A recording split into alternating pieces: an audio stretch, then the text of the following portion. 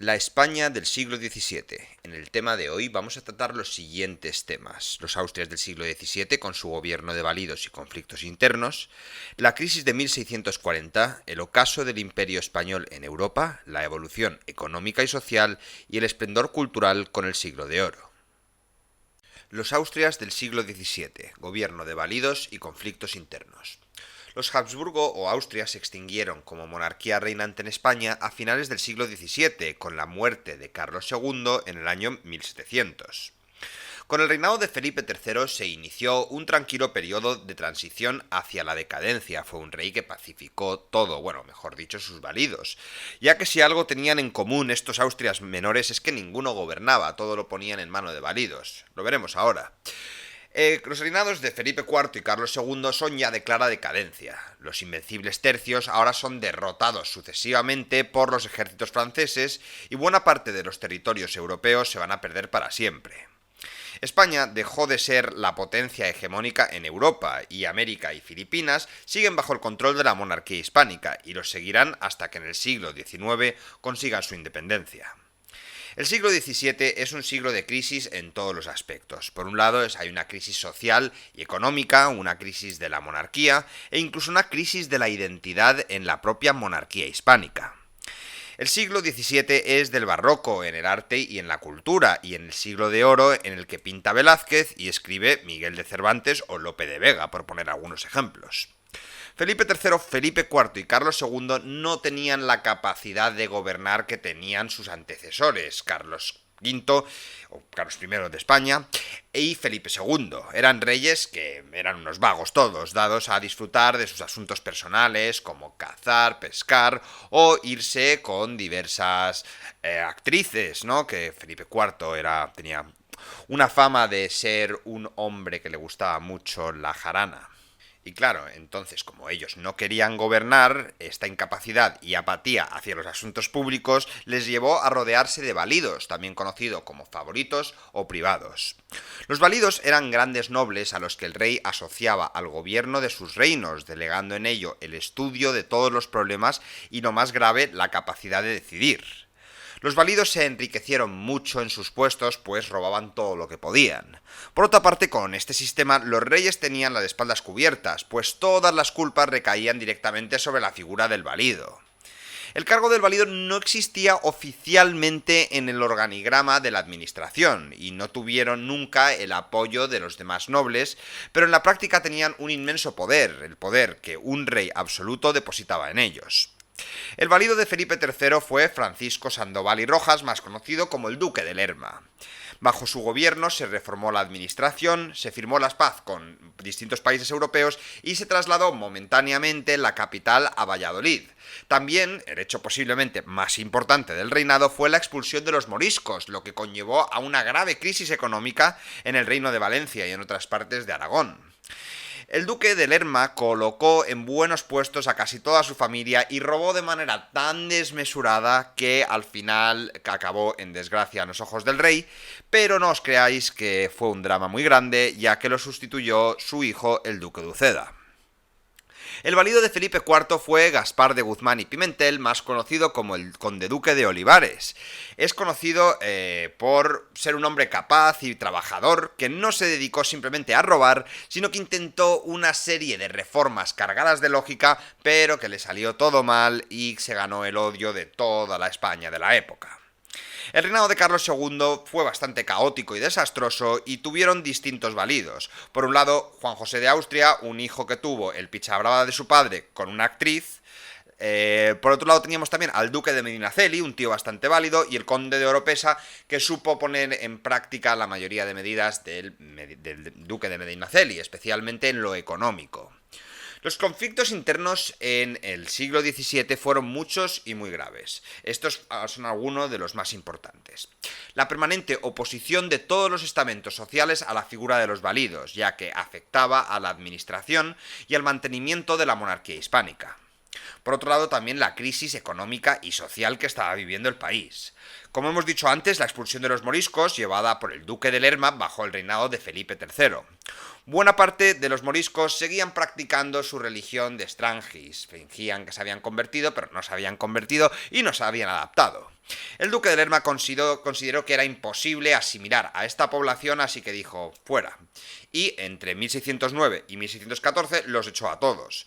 Donde más población morisca había, la productividad agraria cayó en picado y en algunos sitios incluso murió totalmente.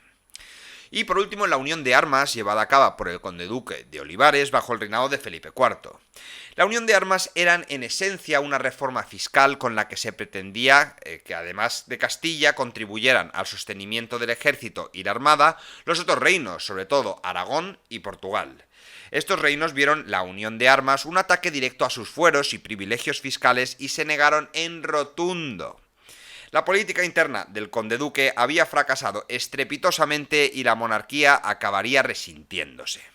La crisis de 1640.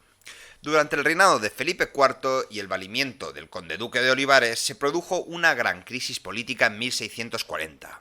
Ocurrieron dos acontecimientos políticos de vital importancia. Uno fue la rebelión de Cataluña, que ya empezaban a estar descontentos, y el otro fue la sucesión de Portugal. Los acontecimientos acaecidos en Cataluña son consecuencia directa del malestar que en ese territorio había generado la unión de armas que hemos mencionado anteriormente.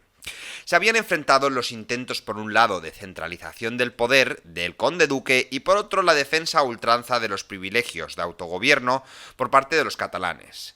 La Generalitat y el Consell de Barcelona pusieron el grito en el cielo y pidieron al rey que retiraran las tropas. Esa retirada no se produjo porque el objetivo del conde duque era meter miedo a Cataluña con la finalidad de que se aviniese a pagar el dinero estipulado en la unión de armas y a reclutar tropas catalanas que sirvieran de refuerzo al ejército real. En mayo de 1640 Barcelona estaba hasta arriba de campesinos, los segadors, y estos se amotinaron el día del Corpus, tomaron la ciudad y asesinaron al virrey. Esta gravísima revuelta se le conoce con el nombre de Corpus de Sangre. La Generalitat apoyó a los segadores y vio el momento propicio para separar Cataluña de la monarquía hispánica e entregarla a Francia. No se les ocurrió otra cosa que darle el título del conde de Barcelona al rey Luis XIII de Francia. Vaya desastre. La guerra entre Francia y España continuaba y el rey francés se vio obligado a retirar sus tropas de Cataluña. El conflicto duró 12 años y aunque el Principado volvió a la Casa Común de España, quedó claro que este territorio no se sentía involucrado por los asuntos de la monarquía. A la mínima ocasión aprovecharía para entregarse otra vez a Francia o para declararse independiente. Desde entonces, el himno nacional de Cataluña se llama el Segadors. La secesión de Portugal se produjo porque en este país tampoco estaba contento en la casa común de la monarquía hispánica. Portugal estaba convencido de que los asuntos que para él eran prioritarios no importaban nada en Madrid.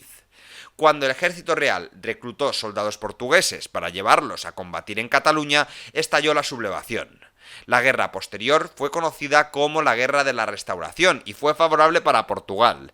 En 1668 a Felipe IV no le quedó más remedio que reconocer la independencia de este gran país. El ocaso del Imperio Español en Europa.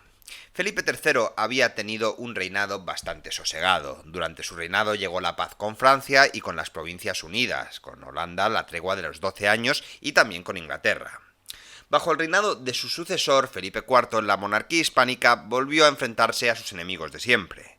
El conde duque estaba convencido de que las paces y treguas del reinado de Felipe III no habían sido buenas para el Estado y España había perdido prestigio y solidez internacional.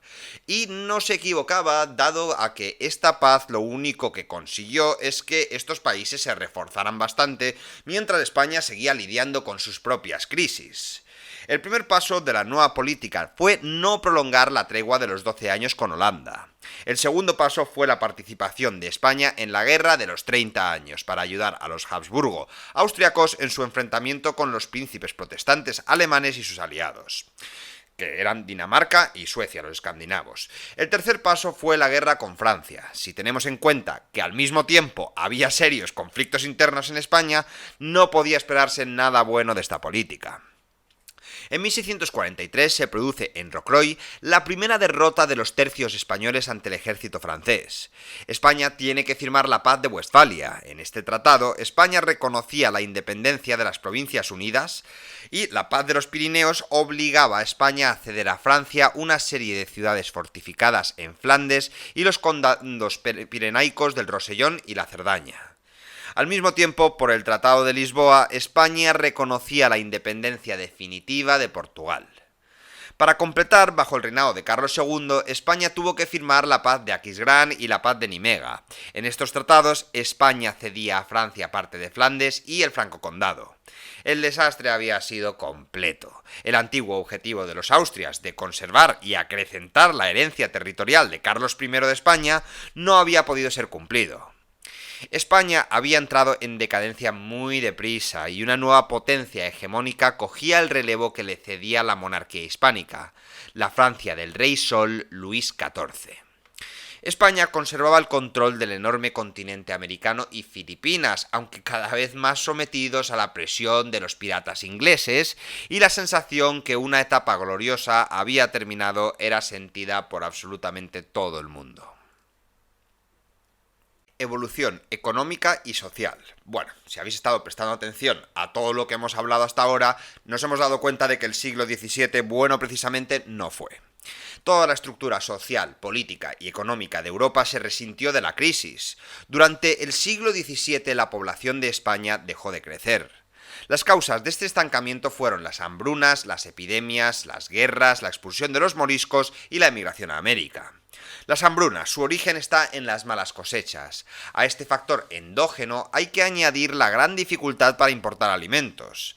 Las hambrunas enrarecieron el clima político y social y contribuyeron a la decadencia de la monarquía hispánica.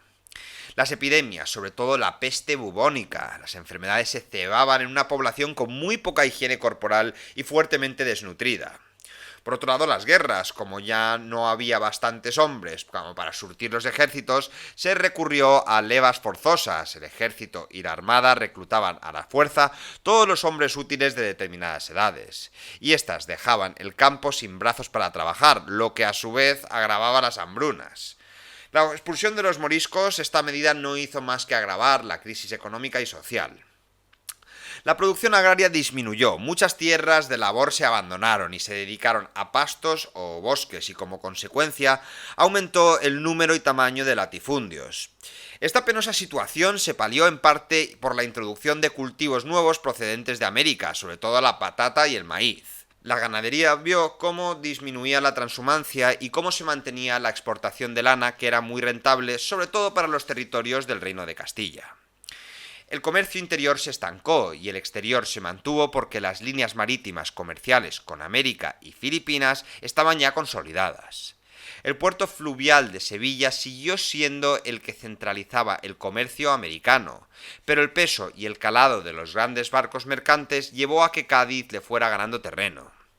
La artesanía en el siglo XVII permaneció estancada. Los motivos de este negro panorama fueron esencialmente tres: la falta de competitividad, el alza de los precios y los altos impuestos que el Estado cobraba a los que se dedicaban a estas actividades. La sociedad del siglo XVII era típicamente estamental. Los estamentos sociales eran nobleza, clero y pueblo llano. La nobleza, como siempre, los más importantes de los nobles eran los grandes de España. Se habían convertido en una nobleza cortesana, sometida y al servicio de la monarquía.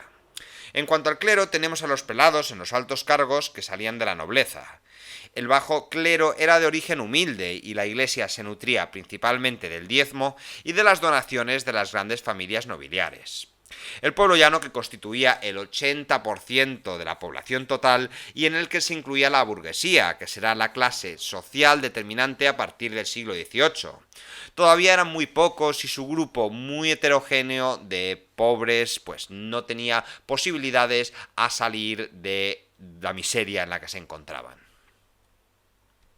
Bueno, y muchos de vosotros os estaréis preguntando, ¿pero sucedió algo bueno en este siglo maldito? Pues sí que sucedió. Toda la decadencia política, económica y social que vivía nuestro país fue contrarrestada por la cultura. El siglo XVII es el siglo del barroco, es el siglo de oro para la literatura española. El barroco no solo fue una estética, sino un gran movimiento cultural basado en los siguientes principios. Nació en Italia y desde allí se difundió a Europa. Nació pegado al catolicismo y por tanto al Papa de Roma. La Iglesia fue su principal difusor. Es heredero y continuador de la Contrarreforma. Fue un movimiento de masas, un movimiento que llegó a casi todas las capas de la sociedad. En cada país tomó características propias, por lo que se puede hablar de escuelas nacionales. En España incluso podemos hablar de escuelas regionales. El barroco dejó de lado el equilibrio clásico y cultivó el lujo, la sofisticación, la teatralidad, el efectismo, el realismo y la sensualidad. Un pequeño grupo de intelectuales, los arbitristas, hicieron las veces de conciencia crítica del momento. Son los precursores de los ilustrados del siglo XVIII. No tuvieron casi ninguna repercusión política en su momento. Durante el siglo de oro, la literatura tuvo un peso enorme, especialmente en nuestro país. La nueva mentalidad barroca difundió la novela picaresca, el teatro y la poesía con una serie de primeras figuras a nivel mundial. Las más importantes fueron Mateo de Alemán con su obra Guzmán de Alfarache, un clásico de la picaresca, Miguel de Cervantes con su Don Quijote de la Mancha, que no tiene más descripción, todos sabemos que es una gran obra, de hecho se considera la mejor novela de la historia. Francisco de Quevedo y su sátira, que cultivó la poesía y hizo varias críticas muy ácidas a la sociedad y personajes importantes del momento. Luis de Góngora, que tenía un talento especial para la metáfora y el enrevesamiento poético. Baltasar Gracián, que escribió El Criticón. Luego Lope de Vega, que era un clásico del teatro, un absoluto maestro en lo que se denominan como comedias. Escribió El Caballero de Olmedo, Fuenteovejuna y grandes obras en las que casi siempre se fortalecía mucho la figura del rey. Por otro lado teníamos a Tirso de Molina, que también se dedicaba al teatro, y Calderón de la Barca, posiblemente mi dramaturgo favorito del siglo de oro, y su maravillosa obra La vida es sueño. La Iglesia y la monarquía fueron los principales mecenas de las artes durante el barroco. Al mismo tiempo, los reyes iban acumulando colecciones fabulosas. Grandes edificios religiosos iban creciendo en las ciudades de la mano de importantes arquitectos. Como arquitecto destaca Juan Gómez de Mora, como escultor Juan Martínez Montañés. Como pintor destacamos a Diego da Silva Velázquez. La influencia italiana en la pintura barroca española fue determinante y grandes maestros como Rubens, Tiziano trabajaron para los reyes de España.